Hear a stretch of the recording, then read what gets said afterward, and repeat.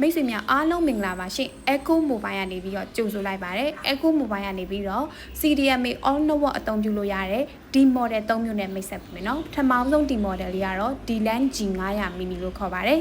CDMA ကြိုက်နှစ်သက်ရာ SIM card တကတ်အသုံးပြုလို့ရပါတယ်ထည့်သွင်းအသုံးပြုနိုင်တဲ့ SIM card နံပါတ်အစလေးတွေကတော့ CDMA 450 MHz ဖြစ်တဲ့49498586 SIM card နံပါတ်တွေအပြင် CDMA 800 MHz ဖြစ်တဲ့939091တွေပါအသုံးပြုလို့ရပါတယ်